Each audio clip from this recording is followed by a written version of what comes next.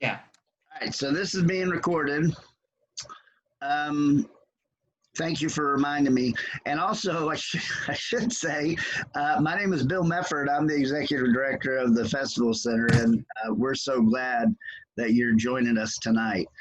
This is really, with everything that's happening in the world, this is so incredibly timely to talk about the history of policing, especially as we, all the conversations, needed conversations are having around defunding the police. And there's no one better to lead us in this discussion than Professor Matt Collinson. Matt is a senior, I'm going to read this right here, that's why I'm looking off. Matt is a senior research specialist and adjunct professor of criminology, working for American University's Justice Programs Office. And he currently leads, this sounds really cool, currently leads a project funded by the Center for Court Innovation, analyzing racial and ethnic disparities in treatment courts and developing targeted interventions to improve the experience of non-white individuals. That's really amazing. So hopefully, Matt, you can share about that too. So I'm gonna turn it over to Matt. One thing I'm gonna ask, there's too many, usually we like to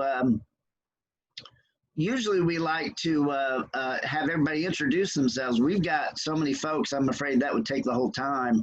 If you could, we'd love to know where you're joining us from. So if you could just kind of put in the chat your name, your pronouns, and where you're joining us from, that we would love to see that. So Matt, I'm gonna turn it over to you. And if anybody has any questions, feel free to message me. But otherwise, let's learn together. Thank you all. Awesome. Thanks so much, Bill. Well, good evening, everyone. Bear with me one second whilst I bring up my PowerPoint so that I stay vaguely on track for you all. Fingers crossed. Perfect. All right. Well, hi, everyone. As Bill said, my name's Matt Collinson. For my day job, I work at the Justice Programs Office, which is a sort of a research policy practice center at American University where we do a whole bunch of things. And in the last couple of years, we've really worked hard to bring an equity focus to the work that we do. A lot of criminal justice work in the past has been very sort of generic, sort of rising tide lift all boats sort of mentality. And in the last couple of years, we've realized that that really doesn't cut it. So that's the lens that I'm going to try and approach this conversation from. I will say from the outset that I'm a criminologist. I'm not a sociologist or a historian or a critical race theorist. So this is going to be a sort of a presentation about the police, but with that racial and ethnic disparities lens kind of bleeding into it. My goal is to wrap this up by 8:15, so we can have about 15 minutes at the end for questions. I will also concede that I am still an academic at heart, and so I do like to talk. So I'm going to try really hard not to fall into the trap of going down too many rabbit holes about things that are just so exciting. And if you hear random squeaking in the background, it's nothing to worry about. We have two tiny little dwarf hamsters, and they're currently running around in a little pen in our living room, and they don't get on with each other. So if that's what you hear in the background, don't panic. All right, let's kick this off. So I'm going to start very briefly with a quick conversation around informal law enforcement. As you may recognize from the picture on the right, this is the Sheriff of Nottingham from Disney's Robin Hood. The Sheriff of Nottingham, or the office of the Sheriff in general, was a real position. We assumed that Robin Hood probably wasn't real, but the Sheriff of Nottingham would have been a real position. And the Sheriff has dated back to, the records go back to about 1066, but the formal position probably existed before that. And basically the Sheriff was the person who answered to the local lord, the local baron, the local sort of head honcho, and he went around and enforced the will of the lord or the baron. So he was this lead judicial officer, but he was neither responsible to the people nor particularly for the people.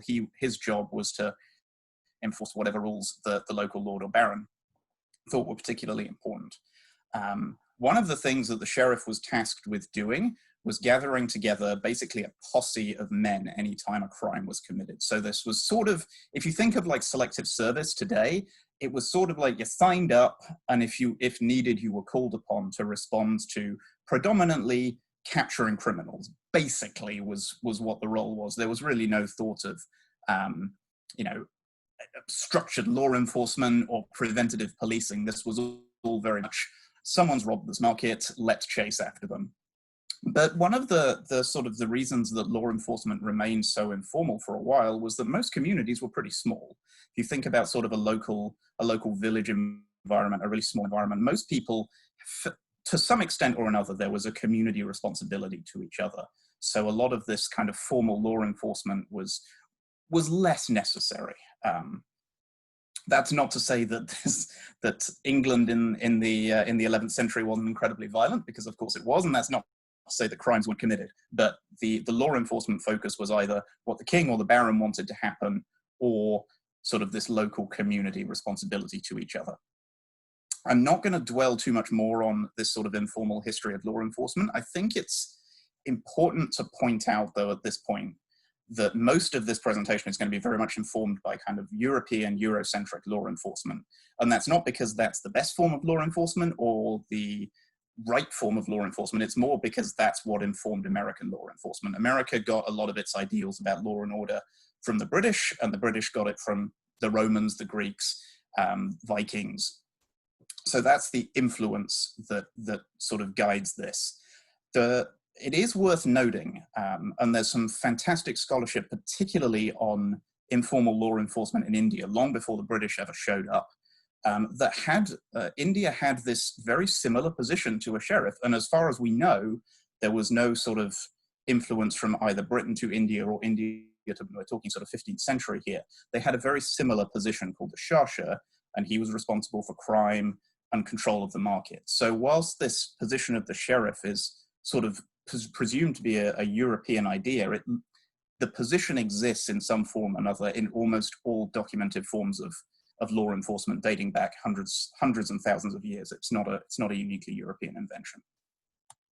So that's all I'll say about sort of informal law enforcement, and we're going to start with American law enforcement predominantly, and we're going to start before America was even, formed as its own independent nation.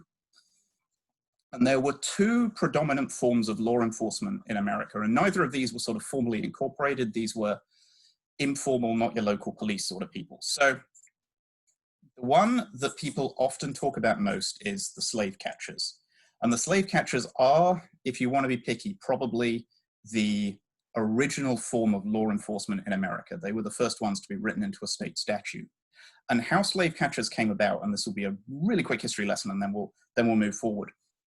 But basically, when you think of America in sort of, this was the 1660s, 1670s, you had three distinct groups of people. You had wealthy landowners, then you had indentured servants, who were often Irish, Italian, lower class English folk who basically sold themselves to someone in order to gain passage across the Atlantic, and then worked for either a set number of years or in some cases until they died to pay off that debt, basically. And then there was a growing realization that this indentured servitude model wasn't working because people eventually got free and it was very expensive to keep having to bring people over the Atlantic and all of these other things. So the landowners decided that the easiest way to bring in cheap labor was to go and raid Africa, the Caribbean, places that Britain had begun to colonize at that point. And so there was this tension in America between these indentured servants who were predominantly white, Irish, Italian, and black people who were enslaved.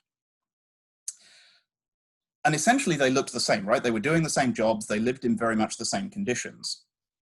And what happened in 1676 was there was a chap called Francis Bacon, and he was a, how do we put this nicely, slightly more well-off poor person, let's say. And what he did was he basically gathered up a group of people and led a small party to go and attack the nearby Indian tribe. And he was promised by the local landowners that once he started this attack, he'd get military support.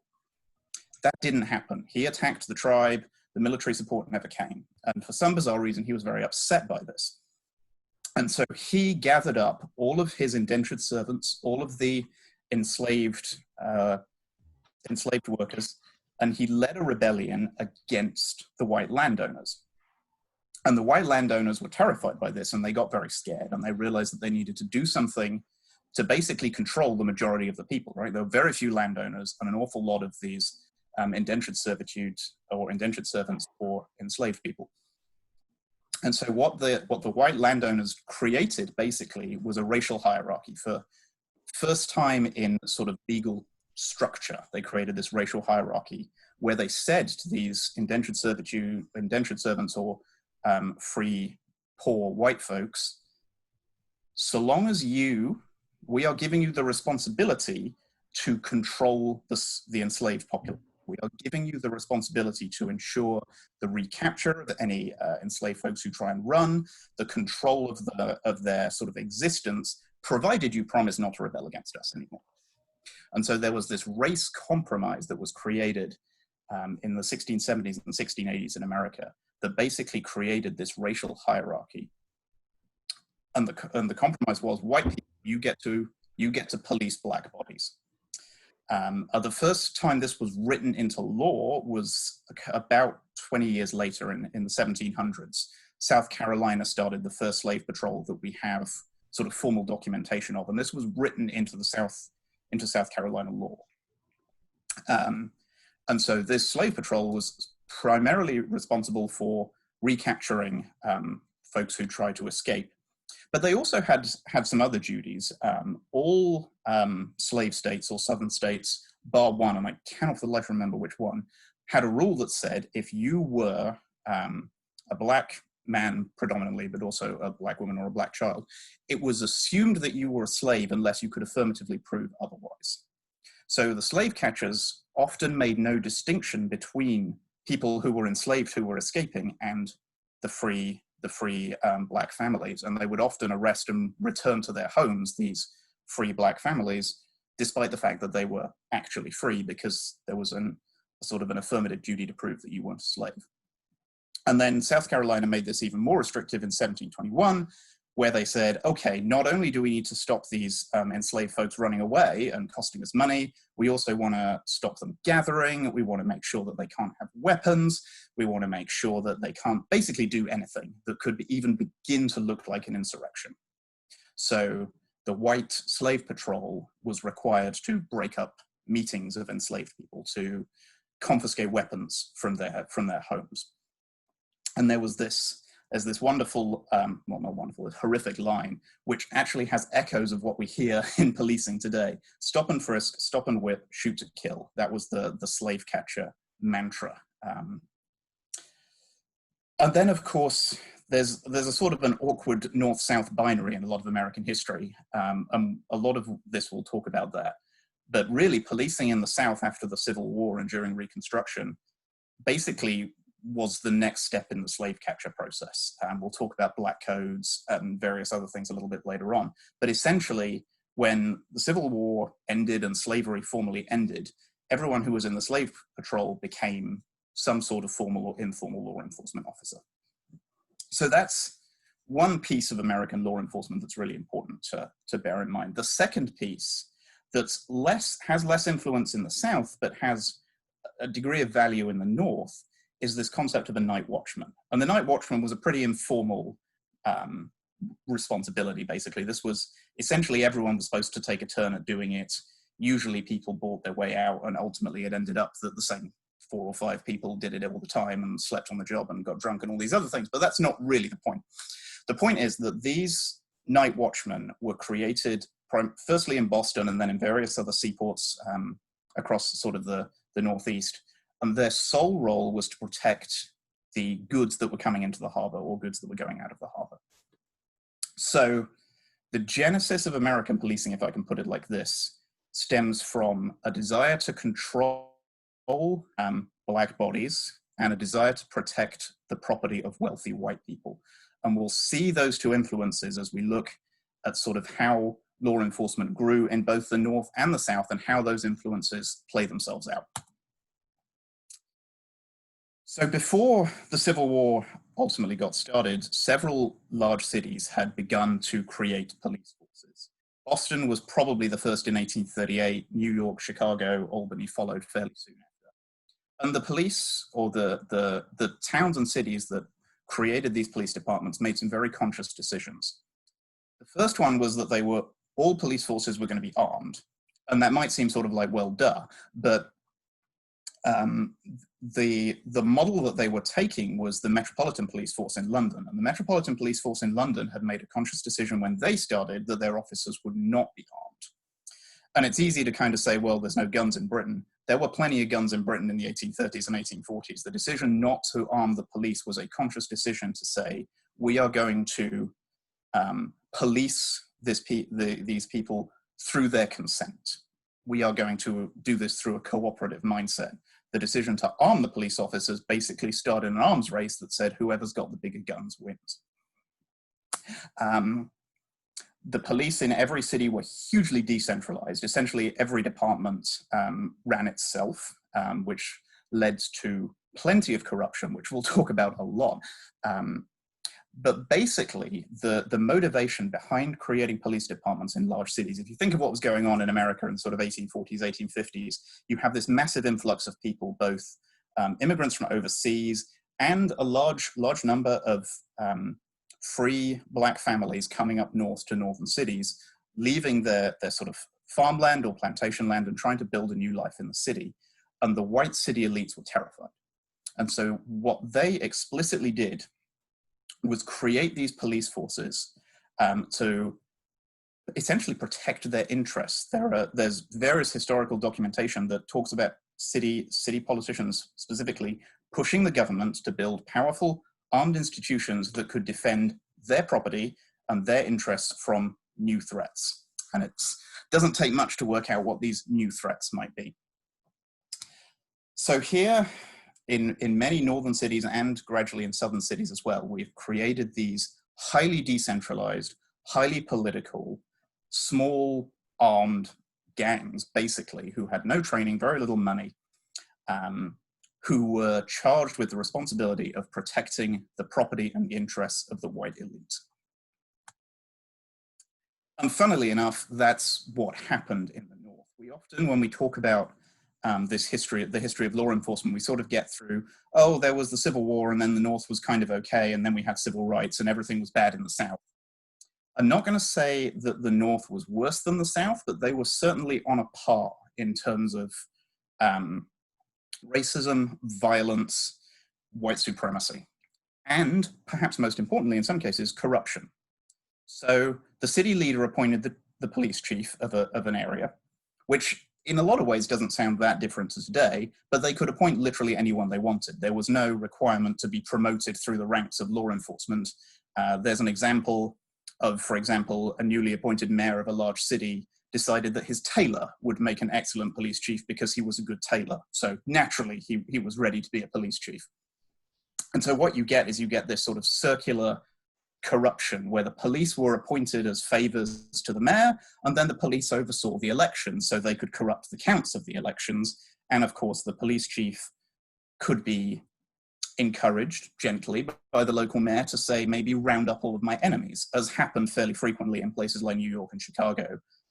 People who were voting for the opposition were often very violently encouraged to perhaps rethink their political stances. And the police were, as you know, even starting from being armed suggests, there was a huge amount of violence that was used to control the population. There's an estimate, and it's really unclear because, funnily enough, records from the 1870s in New York are not the best, but the general consensus is that somewhere around 9% of people who were attacked by the police ultimately died. So this is a pretty violent, that's a pretty high rate of violence. And specifically, there's a lot of evidence that suggests that particularly the Irish would often use violence against other immigrant populations, and particularly Black communities, to essentially establish racial dominance, which again plays into this idea of, following on from Francis Bacon and the Compromise in the South, we see this same thing in the North with essentially at this point, Irish immigrants were trying to gain their whiteness, and one of the ways that they gained it was by violently oppressing Black communities.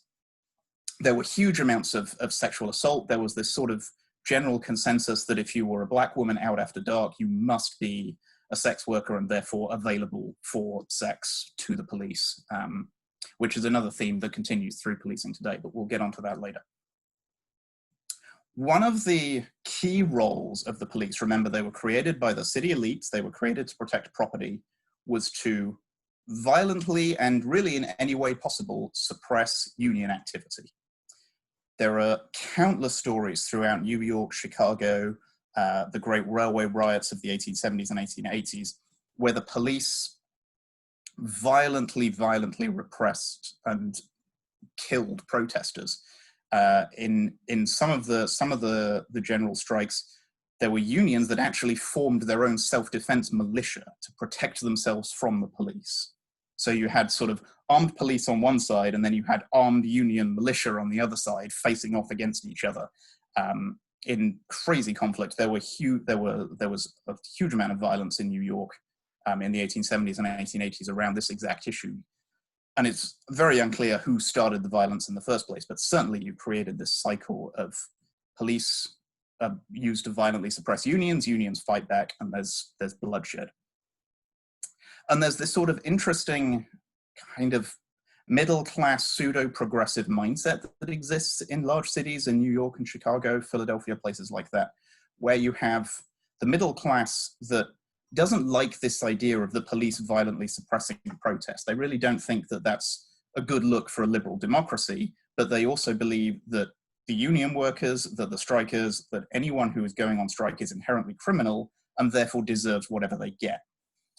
So there's this really interesting tension. If you read sort of, commentaries from the 1880s, 1890s, you see these white middle-class folks wrestling with, we probably shouldn't be clubbing people, but are we really clubbing people if we're only clubbing strikers? And all of this kind of came to a head in various ways. And we'll start to see a bit of a theme here. So if you like themes, this is the first one to pick up. There was a huge amount of violence in New York through the 1870s, 1880s, and 1890s. And in 1894, the city government got kind of sick of it. And they said, someone needs to look into this. We need to figure out what the heck's going on. So they commissioned a report, which became known as the Lexow Commission, which found various things that the police were doing badly. Funnily enough, they found evidence of corruption. They found evidence of all sorts of partisan activities. But one of the comments that was made, which is interesting, given that it was the city government that commissioned it, they found that people from humbler walks of life, which I think is a polite way of saying certain things, were subjected to appalling outrages, abused, clubbed, imprisoned, and convicted on the false testimony of police and their accomplices. So in 1894, we see this New York Police Department specifically going after impoverished communities, beating, clubbing, and falsely imprisoning them for no reason other than that's what their elite bosses wanted them to do. And Chicago, I'll talk about this very briefly. There's a wonderful book about policing in Chicago by Simon Balto, which if you've got time and a very strong stomach, I encourage you to read. It's a pretty horrendous indictment of the Chicago police force, but it tracks all the way from 1919 Red Summer all the way through to civil rights. Really, really interesting read. But what we see in Chicago, and this is something that we see throughout the northern cities, is that the police would often strictly enforce laws in the predominantly white areas of the city. And as a result, a lot of the criminal activity, whether it was committed by Black folks, white folks, immigrants, native born, ended up in the Black parts of the city.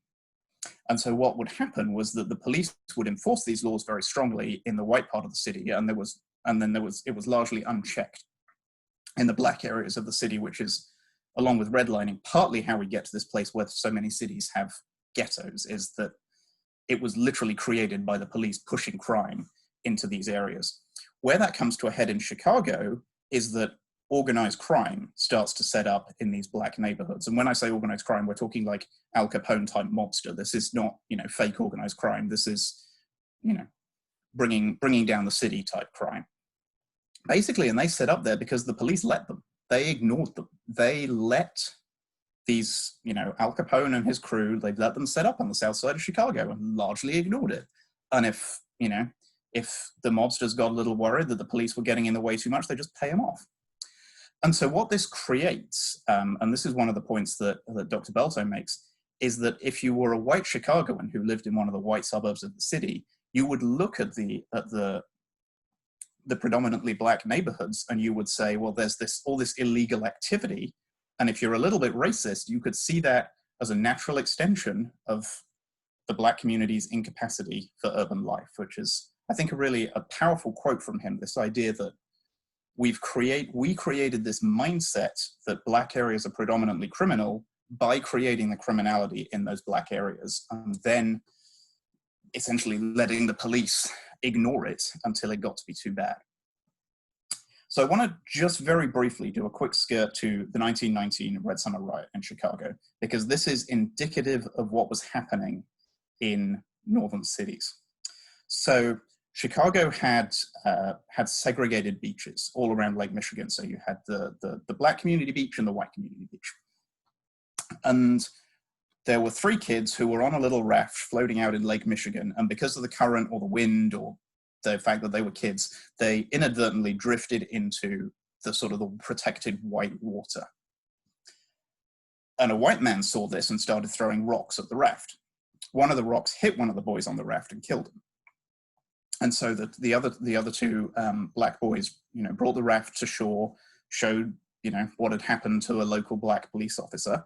And he said, we should go and arrest this man. He didn't have the authority to arrest a white man as a black police officer. So he had to go and get the permission of a white officer who was called Officer Callahan. And Officer Callahan saw the dead body, saw what had happened, and said, no, we're not going to arrest this man, which sparked a riot. Hugely violent riot in Chicago. Hundreds of people probably killed, thousands of people injured. And the Chicago police, even in their own sort of reflection on what happened, said that Officer Callahan's decision to refuse to arrest this white murderer was probably what started the riot, and they gave him his job back, which tells you something about police discipline then and probably isn't a huge surprise given police discipline now. But what we see throughout this riot that's happening in Chicago is that the police appeared to be protecting the white community at the expense of the black neighborhoods. There were these, gangs of white youth, for lack of a better phrase, who were running around causing violence in black neighborhoods, and the police were protecting the white youth in the black neighborhoods rather than the black community. And then at the end of the riot, once it had all died down, the police basically went in and arrested every black person they could find. Something like 2.5 times the number of black people were arrested than white people when it was clear that the white community had been instigating the violence. And again, Simon Bolto has this wonderful quote, horrific, wonderful quote, that talks about within this violence of the riot, the police department in Chicago revealed itself to be defenders of whiteness and the color line rather than defenders of the community and of democracy. So that's the northern story. It's often not told in as much detail because we sort of forget about it, but there's some wonderful books on policing in New York. I thoroughly recommend Occupied Territory, Simon Bolto's book. Really, really good summary of the horrendousness of what was happening in northern cities during sort of the post-Civil War Reconstruction Jim Crow era. And then the South. This is perhaps a more well-known story. Basically what the South did was they criminalized being black without explicitly criminalizing blackness. So for example, if you think in the South, you've had, people have been enslaved for, in some cases, for some families, literally hundreds of years. They're forced to give up, or the landowners are forced to give up their enslaved folks. And these people have no education. They have, very few vocational skills other than what they were forced to do on the plantations. And so what the black codes of the South basically did was criminalize poverty. They said, if you are not working, if you're homeless, if you're drinking in the street, if you're gambling, that is criminal activity and we will arrest you for it. And there's a couple of wonderful books, Slavery by Another Name or Worse Than Slavery, which deal really in depth with these black codes and how they led to a system that was horrific. It was called convict leasing. I'm sure a lot of you are familiar with this idea. Basically, if you were a black person who was arrested, rather than having a jail, some southern states literally had no jails. If you were arrested, you were leased back to a wealthy plantation owner who would use you to work in his cotton fields. And so what basically this creates is this perverse incentive of the police to arrest a large number of particularly black men, but black women as well to some extent, because they benefited directly financially from the state or the city or the local area being given money by this landowner for these black bodies. And there were all these laws that they could arrest them for. Oh, you're out in the street after dark. Oh, well, sorry, now you're going to Parchment Farm for the rest of your life.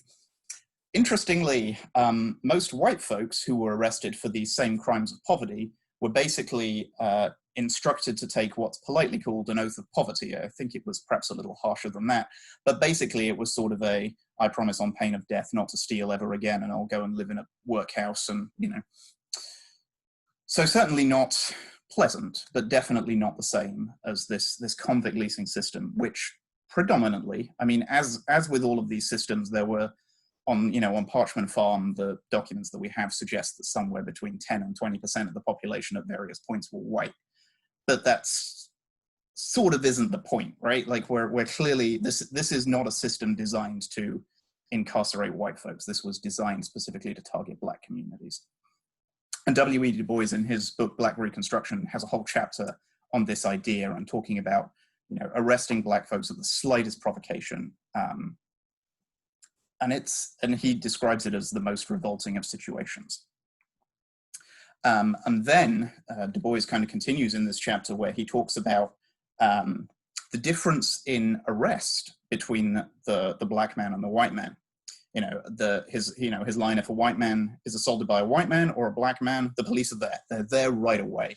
If a black man is assaulted, the police are more likely to arrest the victim than the aggressor, which speaks again to this idea of who do the police believe is a criminal. So here in the South, we have these codes that specifically target black bodies. We have a system that is set up that basically recreates slavery under the guise of criminalization of very, very minor acts. And it is used to essentially return as many black families as possible back to slavery. And there's also, on top of all that, there's all the corruption and decentralization that exists in the North. This sort of idea that if you wanted to be police chief, you had to be a member of a respected white society. You basically had to give tacit endorsement or actual endorsement to the KKK. You had to not get in the way of lynchings, all of these other things. And there's, again, Du Bois has an interesting example of South Carolina, where they were basically this informal militia called regulators who basically made it their business to go around the country and beat up free black families. And there was this sort of mutual white code that these people would never be reported to law enforcement. And if they were reported to law enforcement, as a black man, you were not able to testify against a white man. Your testimony was not accepted. So there was this system that was created that looked exactly like slavery under the guise of law enforcement. And eventually people started to notice this. So a combination of prohibition, rampant corruption in northern cities, incredible, even in the North, we started to notice that things like Parchment Farm existed and were causing horrendous injustice in the South.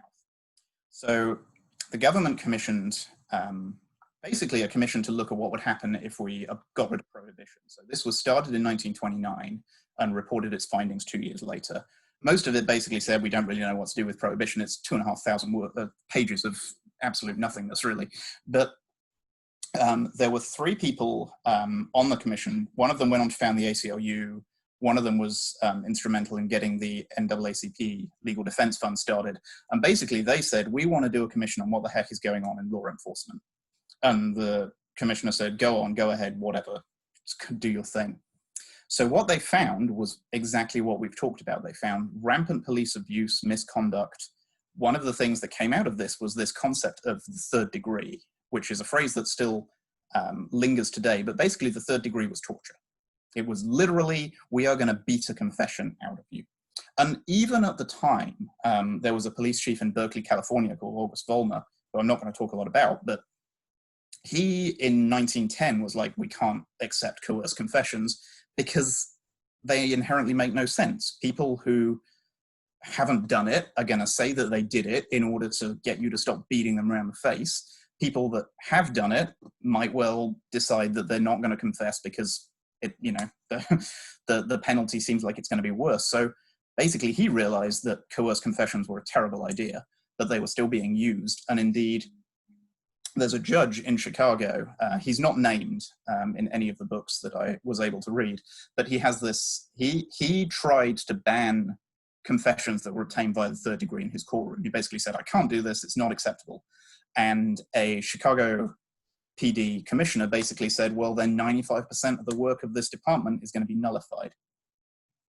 Which in and of itself sounds like a flippant comment, but speaks to the ubiquity of violence within the police department. That if you couldn't get confessions violently, you couldn't do your job.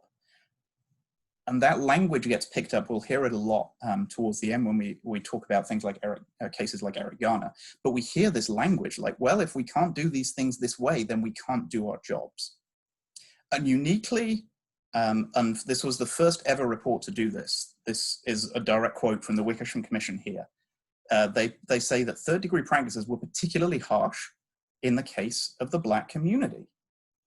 That this seems to be more harshly applied to non-white communities. This was the first report ever to draw that distinction. We saw the Lexow Commission mentioned impoverished communities, but this was the first time that a government document says, yeah, actually the police seem to be treating Black folks harsher than white folks.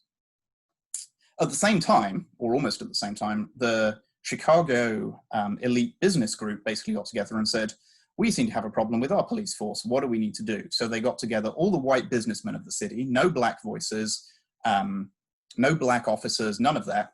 And they looked at everything that was going on and they said, mostly it's working. We just need to hire more officers and we need to be more forceful in enforcing the law. That's how we crack down on organized crime. And here in sort of the 1920s, 1930s, we start to see, and it's subtle, but it's there, the first subtle references to people saying, maybe the police aren't the way to go. So there's a whole collection of literature on the Philadelphia State Police, which were founded in 1908. Basically, their sole goal was to kill as many strikers as possible, it seems. But eventually Pennsylvania were like, what the heck is going on here? We need to get in on this. And so they had a congressional commission, and several people said that the only way to move forward is to get rid of this police department. So whilst it is only targeted at that one specific police department, you hear this first sort of knocking of maybe we don't need the police. And if you read excerpts from the Black newspapers in Chicago or New York, the Chicago Defender, the New Amsterdam News, again, rarely do they explicitly say we need to get rid of the police, but you certainly hear tones of the police aren't protecting us, the police cannot be trusted, the police need to radically reform or get out of our communities, which is not the same abolitionist language that we necessarily hear today in terms of like get rid of the police. But there's certainly this undercurrent of the police not meeting the needs of the community and the community saying, we think there's got to be a better way. And again, Du Bois, I think pretty much the last line of Black Reconstruction talks about this unfinished business of the abolition democracy.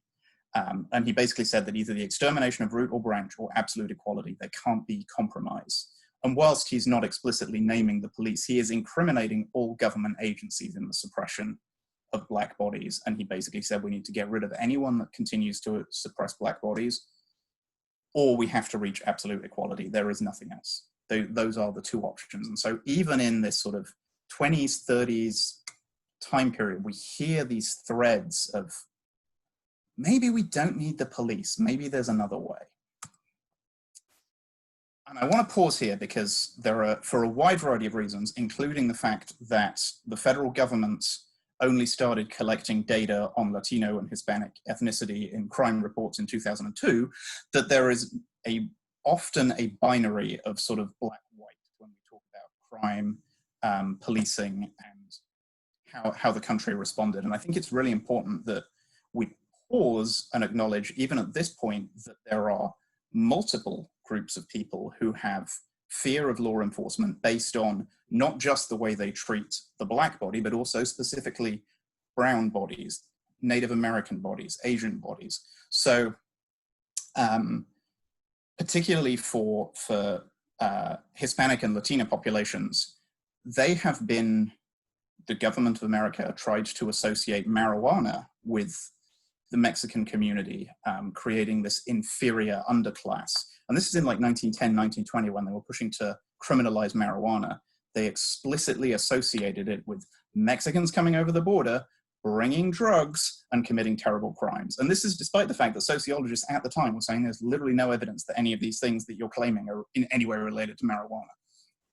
But it carried on, this association of marijuana with violence, crime, and being Mexican or Latin American.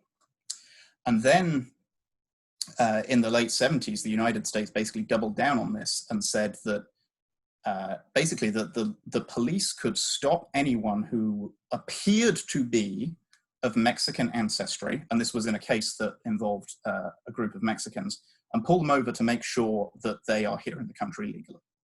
So the Supreme Court qualified this very carefully and very nuancedly by saying, it's not enough that just that they're Mexican, but if they're Mexican and they're driving a car, or they're Mexican and their music's a bit loud, that gives you probable cause to pull them over to ask if they're allowed to be in the country. So we have this association with the police oppressing Latin American communities based on, are you allowed to be here? And are you a drug runner? So we have this, again, violent suppression of Latin American communities. And then I think when we talk about the Trail of Tears for particularly the Cherokee tribe, but Native American communities generally, it was federal law enforcement that were the ones tasked with getting them off their land. This is not like we send in the military. This was federal law enforcement. The Chinese Exclusion Act, Japanese internment camps, the predominant force in making sure that the Chinese got out of the country in the 1880s and that the Japanese were rounded up and put in these camps in the 1940s was the FBI and local law enforcement. So it is not just black bodies that are oppressed by law enforcement. Almost anyone who is not white and doesn't sound like me is in genuine danger of law enforcement. And there's a survey that's done every couple of years by a center at Yale that asks, I think it's about 2,500 Latino families, various questions about law enforcement. And the one that always sticks out to me is that they ask how much that a Latino family agrees with the statement, I'm less likely to report a crime to law enforcement because I'm afraid the police will investigate my or other people I know's immigration status. And what you see is that almost half of the Latino population, they would not report a crime to law enforcement because they're scared of immigration enforcement. And that includes, people who are, foreign born is broken out into documented and undocumented. So that is 50% of people who are here legally, who have homes, who have, built families here, will say, I won't go to the police because I'm worried they're going to question my immigration status and not take me seriously. Okay. We're getting depressed. Let's move on. Okay, so then we reach this sort of watershed moment of American history. We've had the Civil War, and the next kind of watershed moment is the Civil Rights movement in the 60s. And again, it's important before we dig too much into the law enforcement response to civil rights that Martin Luther King was not all, I have a dream, color of, content of character, not color of skin.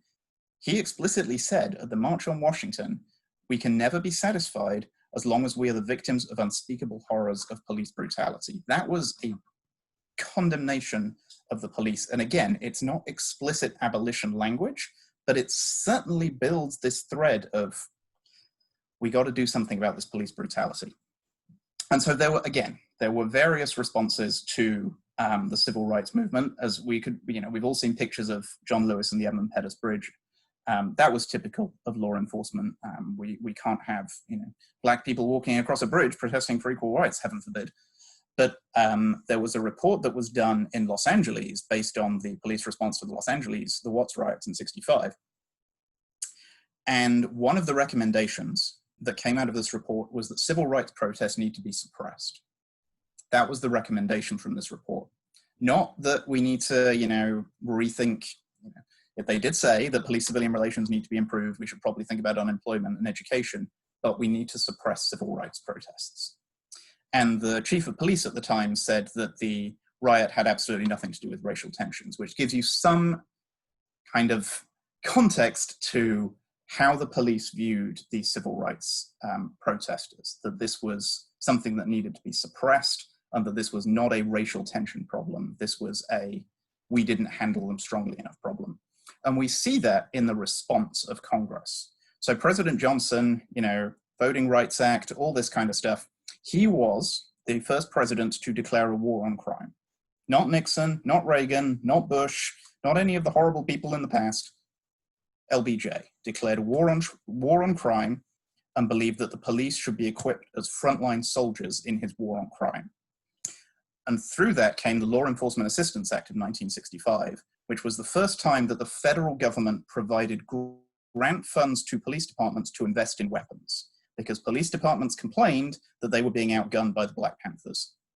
So President Johnson and Congress said, okay, we'll give you bigger guns, basically, was their response. And then a couple of years later, the Omnibus Crime Control Act gave them another $250 million to buy more weapons. So the response to this moment in American history of the Black community saying, we have absolutely had enough, you can no longer treat us like this, was the police to say, we need to suppress their voice and we need bigger guns. And again, President Johnson said, we should have a commission to look at what the heck happened with all these civil rights protests and why all our cities are burning, what could possibly have gone wrong. And so he appointed a group of people to put together what's become known as the Kerner Commission. And the Kerner Commission got itself into a lot of trouble because it told the truth to power. And some of its recommendations are stark in that they ring very true today. So this was after the passage of the Law Enforcement Assistance Act, more weapons, bigger guns, we need to crush protests. This report specifically criticized the response to train and equip police with more sophisticated weapons because it increased polarization. It specifically highlighted the abrasive relationship between the police and minority communities. And actually, one of the things that this report did, which was unheard of then or since, was they went through and they looked at each of the riots that were caused in something like 24 cities throughout the United States, from Brunswick, New Jersey, all the way to Los Angeles. And they went through and they said, we reckon that in 13 out of these 20 cities, the police were the instigators of the riot, not the protesters, that the police actions instigated the riots. And the commission said specifically, stop equipping departments with bigger weapons. These weapons have no place in densely populated urban communities. The great thing about this report was that after LBJ commissioned it, he read it, and then he said, I do not accept this report. I will not publish it. We need to bury this report. This was never formally sanctioned or formally released as a report because it basically said the police were part of the problem and that racism was a part of the problem. And in order to deal with these civil rights issues, we needed to confront those two issues, and the country was not ready to do that. And funnily enough, that leads to more problems. This is Tennessee v. Garner, which was a moment in Tennessee in 1974 when a 15-year-old Black boy was seen robbing a home. Someone called the police showed up, he ran away from the police, and the police shot and killed him. Tennessee has a law that allows the police to stop suspects by any means necessary. Literally, that was the text of the law. It was also written in 1858. And so Edward Garner's father sued. He sued the police and said, this law is ridiculous, it is unconstitutional, we can't do this, this has to stop. And he lost and lost and lost, and eventually it got to the Supreme Court, and the Supreme Court ruled ultimately that the police can't shoot suspects who are running away. Which, given the amount of times we see police shooting the suspects who are running away, you'd think they hadn't noticed. But there is a clause that is unless they pose an immediate danger. And some sociologists got hold of this, and this table on the right shows the rates of police shootings and their causes in Tennessee in the 70s and 80s. And what we see is that before the Supreme Court case, about 50% of police fatal shootings were to apprehend suspects. After the Tennessee v. Garner ruling, it drops down to 2.5%. That's a sizable reduction. But look at everything else. Oh, I feared for my life. In 1970, 28%. In 1985, suddenly it's 44%. Oh, it was an accident. Sorry, Gov. 15%, up from 5%. Destroy an animal has gone up 400%. And so what we see in so many of these responses to the Supreme Court, to these commissions, to anyone essentially coming out and criticizing the police is that they adjust. And in some senses, that's good, right? You want to adjust, you want to change, you want to do better. But what we see is that ultimately the behavior doesn't change, it just gets documented differently. And an immediate danger is very hard to say, oh, well, you weren't in imminent danger in that moment. It's very hard to go back and relitigate that. So I'm going to spend, how long have we got? 10 minutes. I'm going to spend about 10 minutes going through a few things that I've called frogs in boiling water, from the analogy, if you put a frog in boiling water, it leaps out. If you put a frog in cold water and slowly heat it, it doesn't know that it's in trouble until it's too late. And just highlight a few things that have happened throughout, really since sort of 1920, 1930 through to today, that have tipped the scales in favor of the police and in favor of police violence. And the reason that that's important is not that this is meant to be some sort of out and out anti-police moment, but that it is important to recognize that the police are acting as agents of government, and the entire text of the Constitution was written to protect the individual from the government. So as we go through this, I think that's important to bear in mind. The first one that I'll cover really quickly is resisting arrest.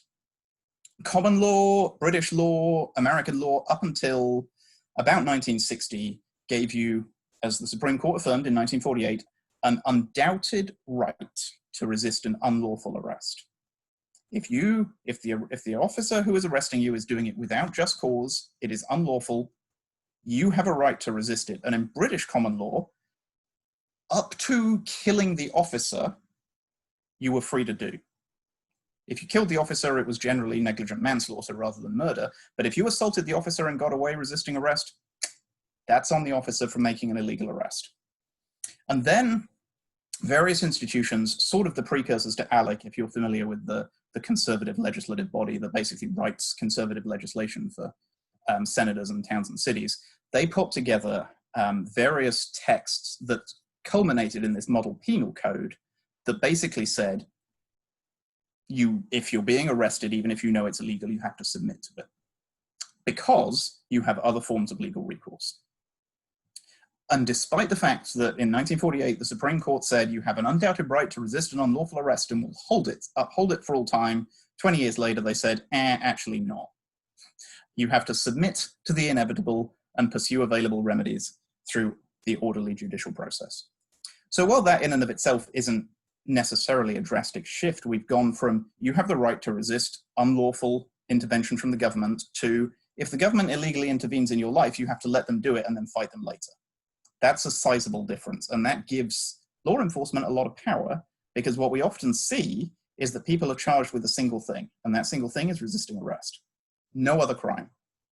And that gets people into a lot of trouble just because they resisted an arrest. And what if they're only charged with resisting arrest, what that could be inferred to mean is that nothing else was done wrong and the police had no reason to arrest them.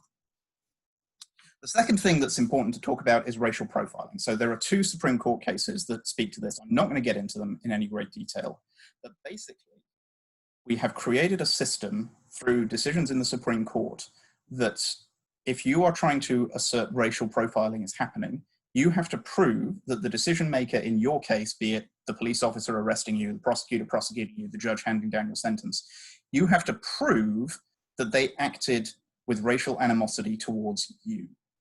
So this stems from a case in 1987 where a black man in Georgia sued the state saying, look, everyone who you've executed since 1972 has been black. This looks like racial profiling. And the Supreme Court said, that's cute, but it doesn't, because you can't prove that the prosecutor was racist against you in your case. And so what that leaves us with is this diagram. And I'm not going to talk about why you should not trust the Hispanic data in orange, because that's a whole other conversation for another day. But what we see is that black communities are overrepresented in arrest, use of force, and lethal force by sizable margins, and white folks are underrepresented in all of those encounters. And the Supreme Court tells us that this is not racist. This is not evidence of racism. Qualified immunity. This is something that's become quite popular as a challenge recently from both the left and the right, partly because it's a terrible idea, but that's beside the point. Essentially, qualified immunity is a non-entity. It's not a thing that exists anywhere except the Supreme Court made it up in the 1960s. And the idea was that it was designed to shield public officials from being sued for carrying out their official duties, basically. So, you can't sue a judge for sentencing you to prison because he was acting in his official capacity as a judge. And even if you didn't like it, that's kind of not your fault, not his fault. And basically what the Supreme Court said was there are two requirements that have to be met in order for you to successfully sue law enforcement.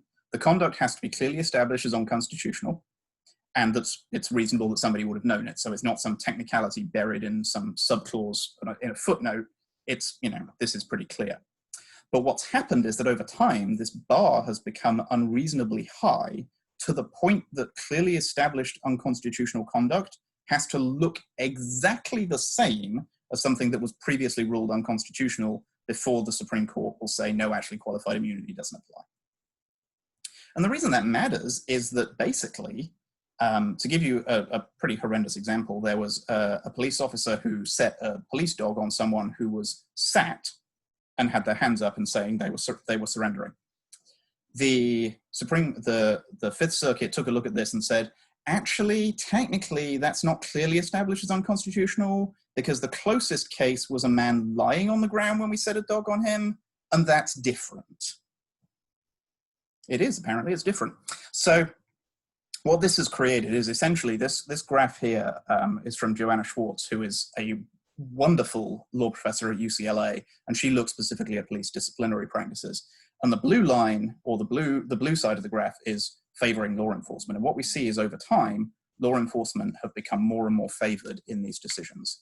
And it's worth pointing out that qualified immunity is civil suits, right? So this is suing for damages. This is suing for compensation in some way. This is not prosecuting an officer for breaking the law. This is, can I prove that they violated my rights and that I deserve compensation? Revenue collection is another one that was a huge deal in Ferguson, Missouri. So Missouri blew up literally in 2015 when Michael Brown was murdered. But one of the smoldering resentments in Ferguson for a long time that the Department of Justice found when it did its civil rights investigation was that basically the police were being employed by the local council as revenue collectors. The city of Missouri had a line item in its budget that was revenue generated from tickets and traffic stops, and that represented at various points anywhere from 10 to 15% of the council's budget. And basically what people were saying was these white police officers are coming into these predominantly black neighborhoods, pulling over poor black drivers for ridiculous things and fining them. And that's basically going into the police budget. So that's one way that the police are used to collect revenue. A more insidious way is something called civil asset forfeiture, which I won't go into in too much detail.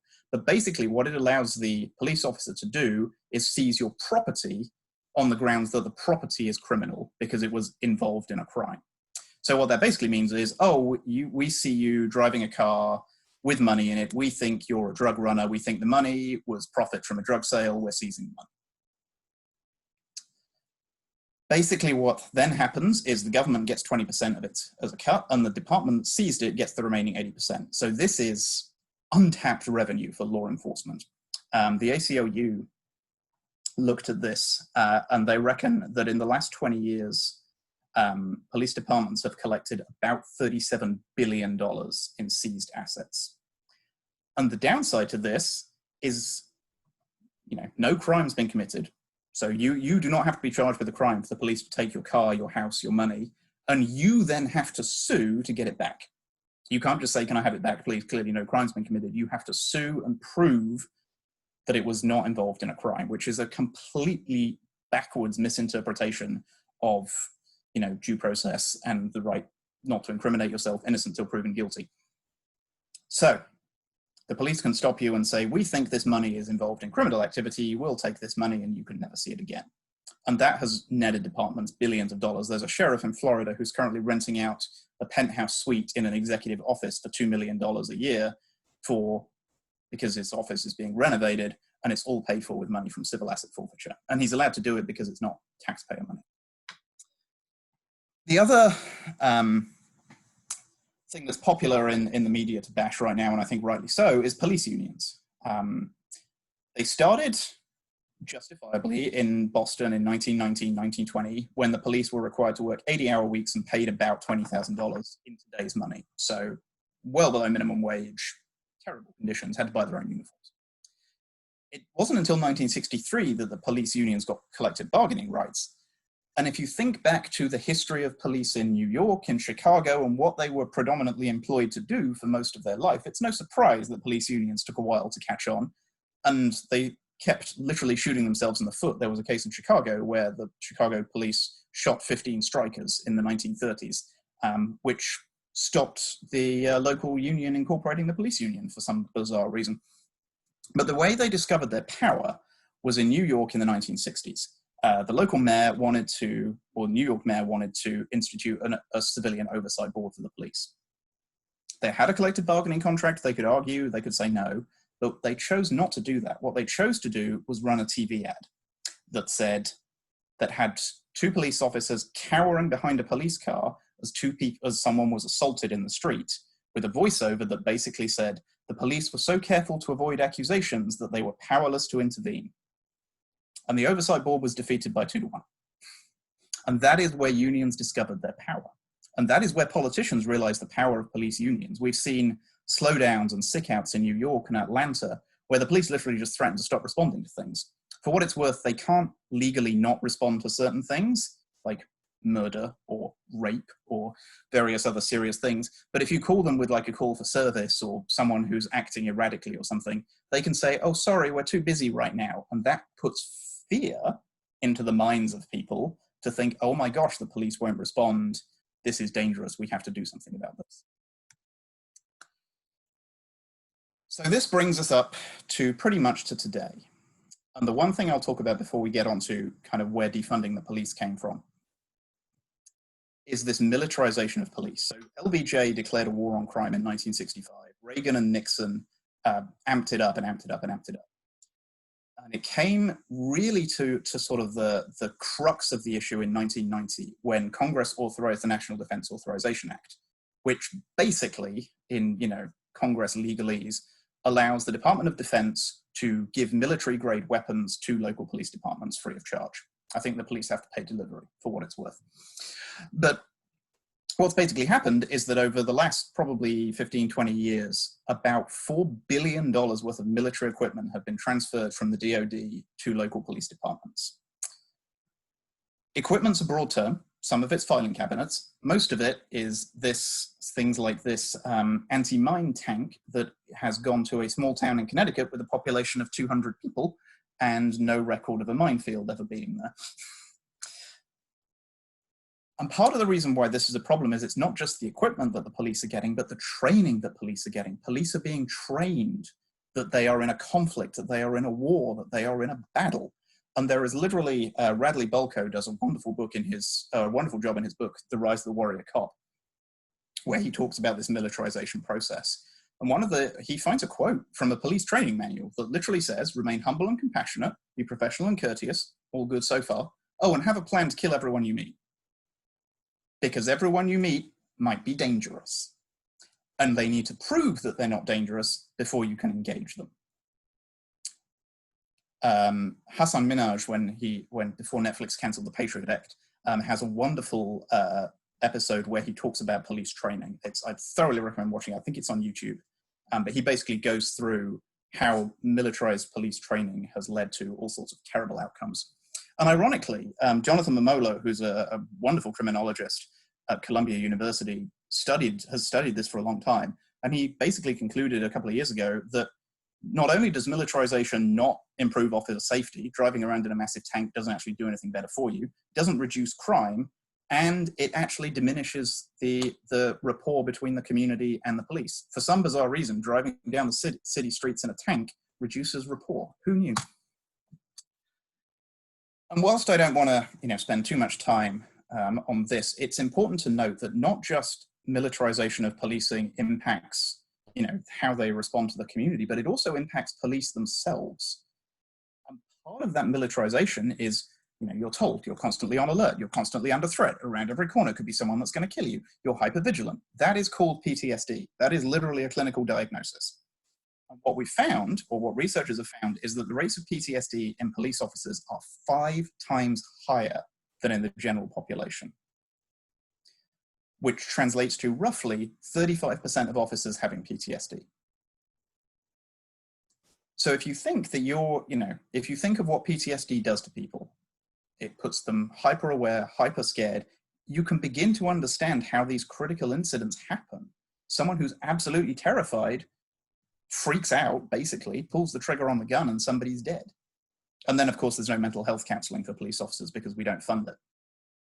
If anyone ever says to you that the police are under attack, the answer is yes, it's true, they are, but it's from within.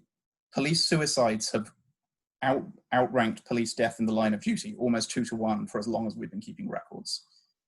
And that's not a good thing, right? That's not something that we should be proud of or be happy about. But the reality is that the way we've militarized the police, the way we use the police, leads to police suicides and these horrendous rates of PTSD and depression.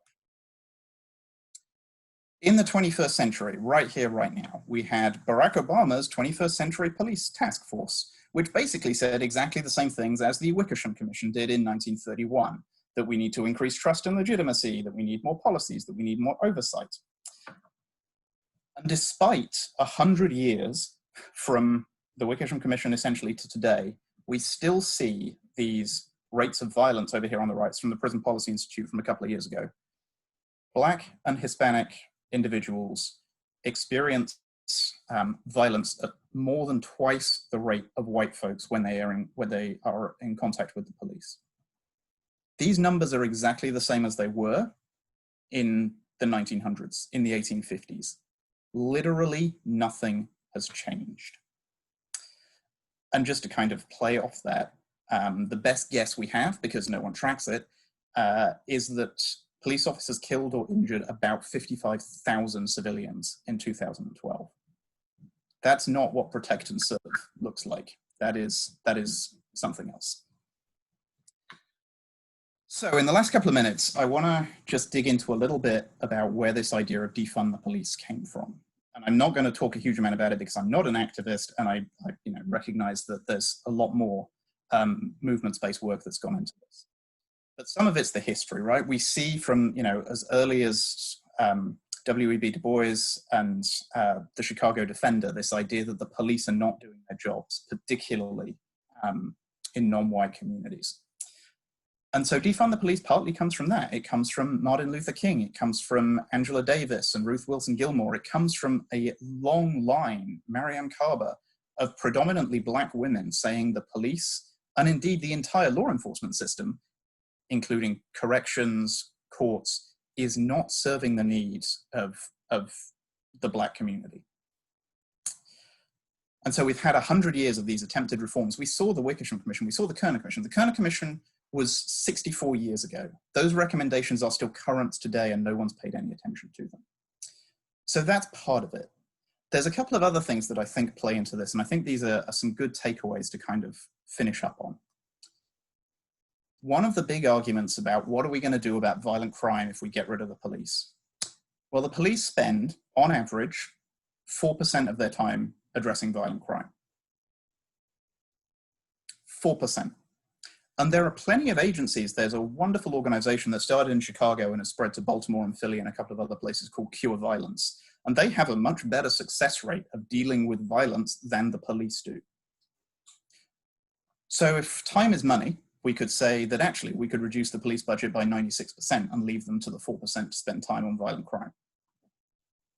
Not saying that we should, just saying that's one option. We also see, and this has been documented for a long time, that police families experience domestic abuse at about 4 times the rate of the general public. So when we say things like, well, what about domestic violence? Who's going to show up and help you? The reality is a significant amount of domestic violence is committed by law enforcement. And if your law enforcement buddies show up at that moment, who do you think they're going to believe? Who do you think they're going to take seriously? We also have to recognize as a society that a lot of so-called crimes are actually symptoms of societal problems.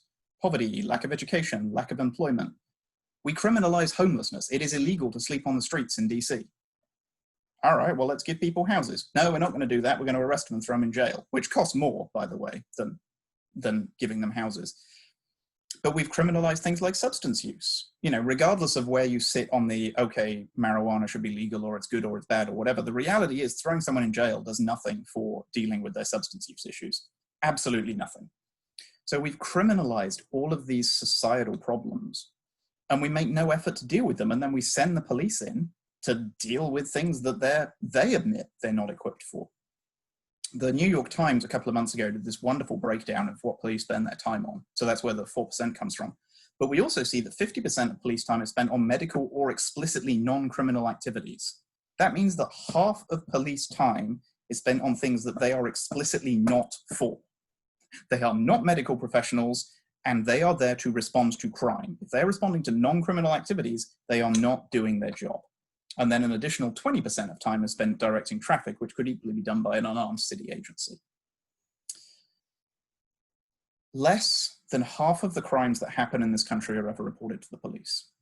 So that means that from the outset, even if the police solved all of their crimes, we're missing half of them. The reality is that police solve less than half of the violent crime that's reported to them, and less than 15% of non-violent crime. The police suck at solving crime. It's just the reality.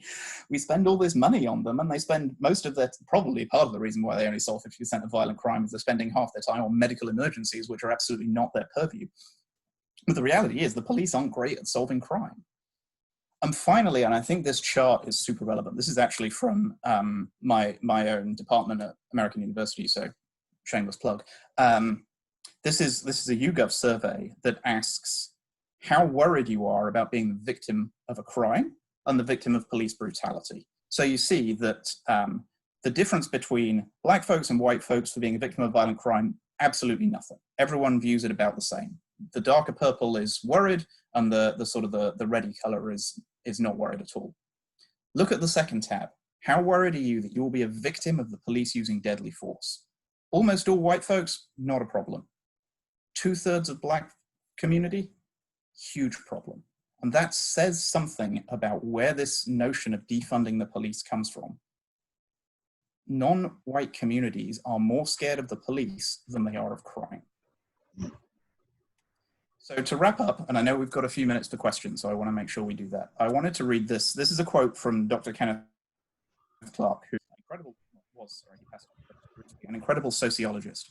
And he was asked to contribute to the Kerner Report. And this is what he said to the Kerner Commission. He said, I read the report of the 1919 riot in Chicago, and it was as if I were reading the report of the investigating committee of the Harlem riot of 35, the report of the investigating committee of the Harlem riot of 43, the report of the McCone Commission on the Watts riot. I must again, in candor to you, say to you, members of this commission, it's a kind of Alice in Wonderland with the same moving picture reshown over and over again. The same analysis, the same recommendations, and the same inaction.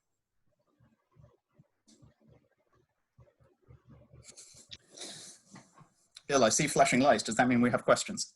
Yeah, well, one thing real quick, someone had asked in the chat if you could make available some of the documentation behind many of the statistics that you had shared, that would be helpful. Yes. How do folks get a hold of that then? So let me go through. I mean, if you want, I can email them to you and people can reach out to you. Okay. Some of the slides have little citations on them, but yeah, I can go through and just like put together everything, where it all comes from. That'd be wonderful. Let's see how many questions we have in the chat box.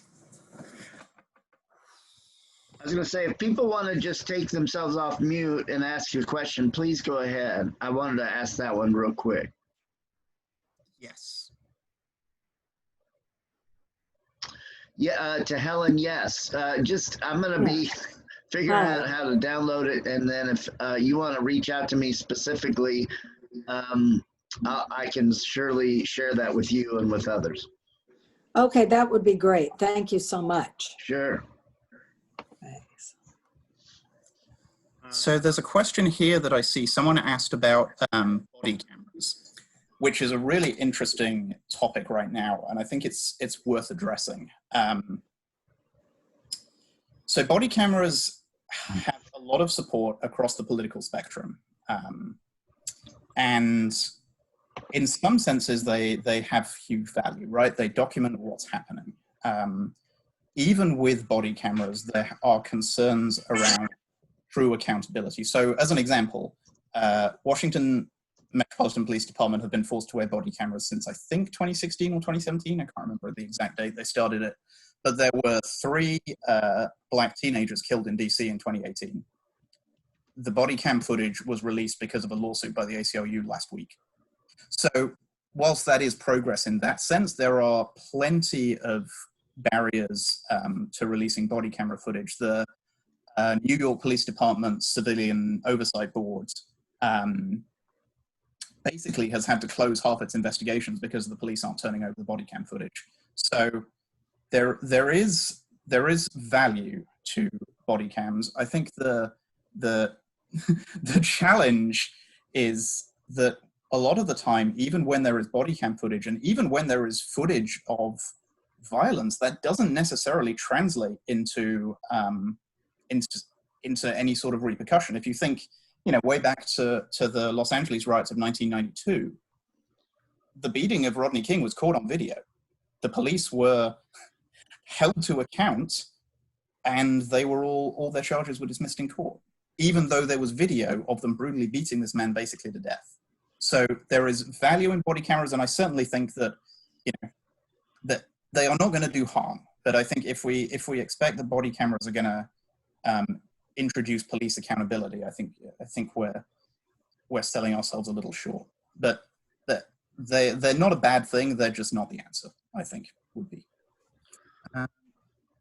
Did I see any more questions? Can I ask a question? You certainly can.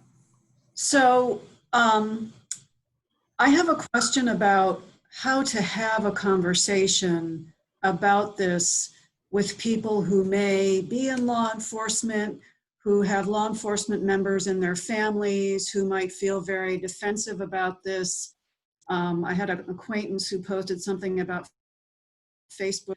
We aren't all against cops, and I didn't say anything, but it's hard to talk about this without law enforcement individual people feeling demonized. And then you get into sort of an us-them situation and it goes nowhere.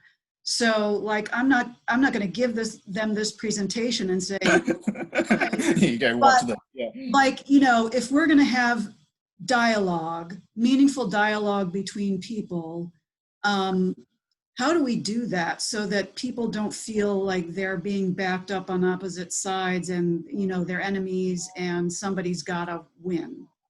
Yeah, that's a great question. And I think, it's sort of debating 101, but there are areas of agreement with everyone. Even the current police chief of Chicago, his name's David Brown. I think he was one of the first black police chiefs in America. And he's got he's done interviews on everyone from Fox News to The Daily Show. And he talks a lot about how police are used to respond to things like mental illness. And he specifically said police should not be responding to mental illness. So there is common ground in this like conversation around what should the police be doing. And police officers themselves do not want to be responding to mental illness. They don't want to be responding to drug abuse. They don't want to be responding to a lot of the things that we make them respond to. And right, that drives their own stress and frustration, right? You know, it's really hard to keep showing up to the same, you know, homeless shelter every day and arresting the same 5 people for, you know, what it is that they've done the night before. So there are certainly areas where we can say, when we say defund the police, we're not saying you're doing a bad job. We're just saying, actually, we'd rather give that money to mental health professionals. Actually, we'd rather spend the money that we spend on police breaking up homeless camps to provide shelter. Like there are areas of common ground that we can get to where, you know, and there are going to be some uncomfortable conversations. Like I personally think that we need to radically rethink how we do policing. That doesn't fly with law enforcement. And that's just a fact. But we can have, you know, real conversations around like, we can reduce the scope of policing substantially by doing things that basically we all agree on. And I think you can pitch it that way. Sort of, you know, we want to help you. We want to stop you dealing with things you shouldn't be dealing with. I'd like to follow up on that by trying to differentiate between policing and police functions. Mm-hmm. And that is that many of the police functions should be done by other people. Yep. Yeah. But actually, it's going to cost more to send the highly trained, specialized people to do those things. In other words, if you want to have mental health professionals take care of mental health emergencies, then you're going to have to spend more on people who it's not enough just to give the extra money to mental health, because you're still going to need the professionals to go to respond to mental health emergencies. Yes. So one of the things and be on call 24 hours a day. One of the things that I'm wondering about is defunding the police is often seen as sort of a way of making all this money available. If you're talking about taking care of police functions, that's actually going to cost more to do it correctly than what we currently spend on the police. I have someone in my Facebook circle, a friend from long ago, who is a social worker who does, you know, intervene in these kinds of situations, but she talks about how she still often needs to have at least one officer with her because she doesn't know if she's getting into a dangerous situation or not. And she, you know, she is not able to defend herself against somebody who might be dangerous. And she talks a lot about how, like, you know, shoving it all onto social workers isn't, you know, there's some value in that, but that it can't like just go from police to social worker. There needs to be like a coming to terms of both of those, of how do we handle different kinds of situations where somebody, you know, is having a mental health crisis where probably they aren't dangerous, but you don't know that for sure. And you want the professional person to be protected. So it gets, she writes a lot about it and it gets complex. And, you know, I'm just trying to figure out how to talk to different people about, you know, where can we come to agreement and not be so polarized. And that's why I asked for citations as well. Because sometimes people can be convinced by information and statistics, and sometimes they need stories and personal experiences. And so I want to have both, you know, at the ready. Yeah, absolutely. And I think there's a real question that we sometimes forget to ask is, do we need to respond at all? Like a lot of the time we talk about, oh, shifting from police to mental health or social workers. Well, actually, do we need to shift at all? Like, can we just let this situation be? A lot of that sort of, you know, frankly, white middle class concern can just be ignored. Like, okay, there's someone, you know, we're on the next door neighborhood app and every day there's like, oh, there's people doing drugs on the corner of the street. Okay. And right, there's so much interest in social control. Yeah, absolutely. In a very and I would be curious to hear, Matt, more from you about what are the functions? Like, what do you see as the functions of policing? So I think it can depend a little bit on the community. And I think it's really important when we have these conversations to not take sort of like a national snapshot and try and impose exactly the same thing onto every community. Like a lot of the work that I do, you know, over the last year, I've worked in Cleveland, Ohio, which is, you know, predominantly black town, huge population. I was also in a town in Missouri with a population of 200 people, all of whom were white. And so the things that we tell people to do look very different depending on the community. And I think the same applies to law enforcement in the sense that in different cities, it's going to look different. You know, in somewhere like, say, for example, Baltimore, which has huge gun crime problems right now, maybe the primary focus of policing, however we reimagine it, is reducing gun crime. But in another place, it might be actually the primary purpose of policing is getting people to stop at that stop sign and stop running over children. Like it can look very different in different communities. And so I think there's obviously on some level, the police are engaged in preventing or responding to crime, apprehending people who break the law. But what that looks like and how we do it, I think we have to consider has to vary from city to city and town to town. And there may be some places where we don't need police at all, and there may be other places where we need very specialized functions of policing that you don't need anywhere else.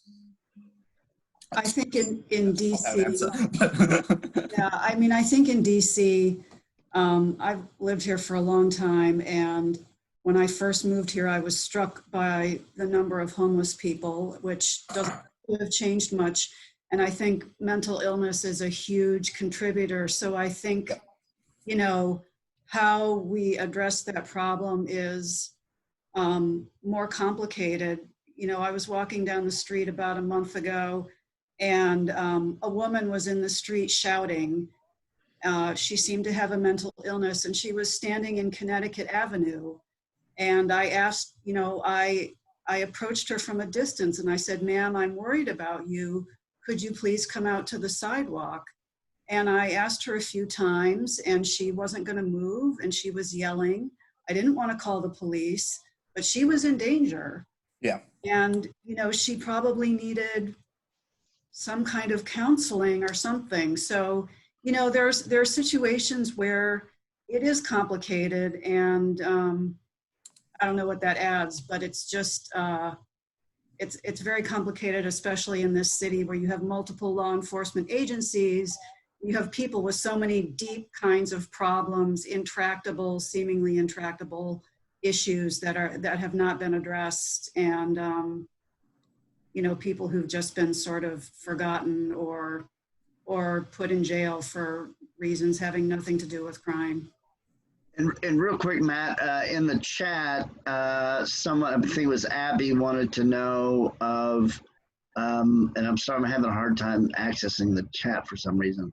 Is there an alternative model to entirely abolishing prisons that is actually being utilized somewhere in the United States? Like it's an alternative model to what currently exists, but even to not, it doesn't go as far as a total abolition. And Abby, correct me if I'm wrong in getting your question. Yeah, I mean, not really is the short answer. And I think this is the place that we have to wrestle with right now. And I think this is one of those kind of watershed moments, right, where we have to ask ourselves, are we willing to, frankly, in sort of the same vein as the civil rights movement or the abolition of slavery, are we willing to completely upend the system and start again and see what we want to do? Or do we want to just keep sort of tinkering around the edges, or even tinkering close to the middle, but not actually doing the underlying functions or the system itself? So in America, there isn't so much. There are examples of, particularly in Native American communities, of restorative justice and tribal healing practices that don't involve incarceration. But part of it is I'm not sure the American mindset allows for community healing in the same way that a more, community-oriented culture would. We place too much moral responsibility on an individual behavior and don't allow for, well, actually, there are so many structural factors in place that we want to blame someone rather than some nebulous entity. So I don't know. I don't know if we could ever do it here, but I think that's where we have to be wrestling. I think the idea of reform is done. I think we need to have a big conversation. Well, I want to, this has been absolutely amazing. So much information and so much to take in, but you did such an excellent job presenting it, Matt. So thank you. Yeah, big time claps. And I think it's worth, I mean, all these, I think it's worth so much having follow-up conversations about this. You know, one of the things that always bugs me is that when you told the story about how this evolves and develops, you know, there were no models, at least it seems like at the time, that folks were following back then, but they invented this whole militarization. They invented this very, very heavy-handed forms of policing. And yet the thing that we so quickly refuse to do is experiment, when this whole thing that we've, you know, the way we've gotten to the present is through really, really horrible experimentation. So I'm like, why are we afraid to experiment now when, you know, we've got so much we actually could lose? So, so much to follow up on. I know a number of communities. Really want to thank All Souls Unitarian for sharing this. And then also know Sojourners shared this widely. So really want to say thank you to all of them. Again, my email is bmefford@festivalsynod.org. If you want to have access to the recording, I will lean heavily on Matt and Anna Chelsea to teach me how to. And God only knows where they are right now. So I'm going to hopefully learn from them how to make sure that people have access to it. Again, we'll do this again next month. We're going to be looking at white supremacy and climate change. And all of you have been added to our email list. If you don't want to be added to the email list, unsubscribe, no hard feelings at all. But this way you'll know about future classes and presentations. So please feel free, if you have any specific questions, I can share them with Matt. And Matt's going to be sending me some information. So if you want to get in touch with it, let me know. And over the course of the next few days, I'll get it to you. But thanks so much, everyone, for joining us. And thanks especially to Matt Collinson for this amazing presentation. Thank you all for listening. Have a wonderful night, everyone. Thanks, everybody.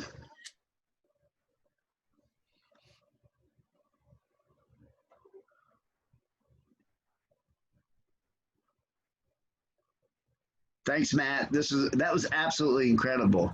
Oh, thanks, Bill. Yeah. Yeah. So oh, sorry, we're still on camera. That's all right. Oh, hi, Bill. hey, Hi. Sorry, I didn't realize you were still on No, camera. that's all right. I'll dig through everything and send you what I can find. If you wanted to just give people my email address and they can reach out with specific. Okay.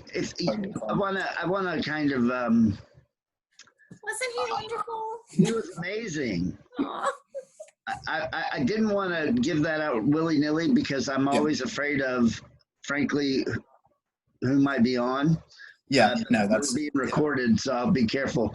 But to let you know, I've started buying a lot of these. That Alex Vitale book was amazing. Yeah, it's excellent. Yeah. And Really wrestles with that question of like, what do we actually need police to be for? And I think that's the conversation we got to have. Yeah. So I'm hoping, let's think creatively about how we can follow up and have more conversations like this. Yeah, definitely. Yeah, I'd be happy to do something else if you want to do, anything. I'm here. Almost like a special like 2.0 or something, 201. Yeah, sort of what to do with it almost or something. Yeah. Yeah, anyway, I'll be thinking of that. You think of that too, and maybe we can come up with something.